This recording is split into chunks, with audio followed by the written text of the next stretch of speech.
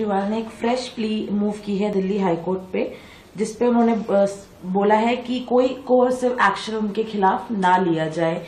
ED ने 9 समन उनको अभी तक कर दिए हैं और उनका कहना है कि अगर वो तभी अपीयर होंगे ईडी के सामने जब उनको प्रोटेक्शन दी जाएगी।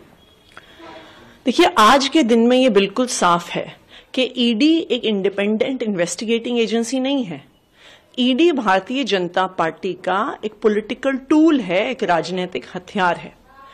आज ईडी का प्रयोग हो रहा है सिर्फ विपक्ष को खत्म करने के लिए।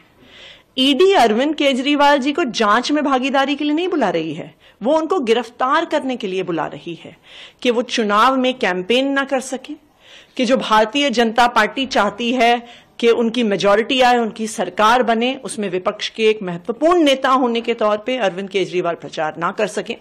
क्योंकि अगर गिरफ्तारी उनका लक्ष्य नहीं होता तो कोर्ट में कह देना कि हम गिरफ्तार नहीं करेंगे। क्यों जब हाईकोर्ट के सामने कल एक याचिका दायर हुई और हमने नो कोर्सिव एक्शन की मांग करी, गिरफ्तारी ना होने की मांग करी, तो उसका ईडी ने विरोध क्यों किया?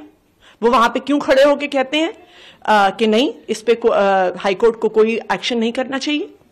तो बिल्कुल साफ है कि ईडी का मकसद जांच नहीं है, ईडी का मकसद अरविंद केजरीवाल को गिरफ्तार करना है। जी, मैं कहती हूँ कि बहुत ही अजीब बात है और आश्चर्यचकित करने वाली बात है कि अरविंद केजरीवाल जी तो वो नेता हैं जो सबको नसीहत देते थे कि आपको जांच में जुड़ना चाहिए। ये वो नेता हैं जो अपनी कट्टर ईमानदारी का बखान करते थे। मैं पूछना चाहती हूँ कि अगर ये कट्टर ईमानदार हैं तो जांच से भाग क्यों रहे? कल भी अरविंद केजरीवाल जी के वकीलों ने कोर्ट में यही दलील दी थी और कोर्ट ने इंटरिम प्रोटेक्शन देने से मना कर दिया था।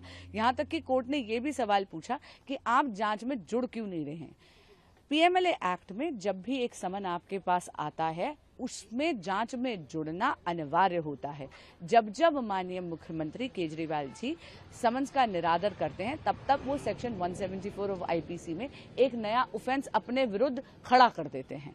तो मैं जानना चाहती हूँ, चोर की दाढ़ी में तिनके वाली बात है क्या? क्या इसीलिए माननीय मुख्यमंत्री जी इतने भयभीत हैं? आतिशी कह रहे हैं कि ईडी अब इंडिपेंडेंट एजेंसी नहीं है, वो किस तरह से दबाव में काम कर रही है, अरविंद केजरीवाल को किसी दिन भी गिरफ्तार कर सकते हैं। देखिए, उनकी गिरफ्तारी की भविष्यवाणी केवल आम आदमी पार्टी के लीडर्स करते हैं। और माननीय आतिशी जी से मैं यही पूछना चाहूंगी कि आप जो इतना बड़ा ये बयान दे रही हैं, क्या आपने खोल के कोर्ट के ऑर्डर्स नहीं देखे? अरे ट्रायल कोर्ट, हाई कोर्ट और सुप्रीम कोर्ट सबने ये पाया है कि शराब घोटाले में आम आदमी पार्टी के लीडर्स ने 90 से 100 करोड़ रुपए तक के किकबैक्स लिए हैं और इसीलिए बारंबार बेल रिजेक्ट हो रही है आम आदमी पार्टी के लीडर्स की। यहां तक कि अभी हाल ही में सुप्रीम कोर्ट ने तो मनीष सिसोदिया जी की क्यूरेटिव पिटीशन तक डिसमिस कर दी।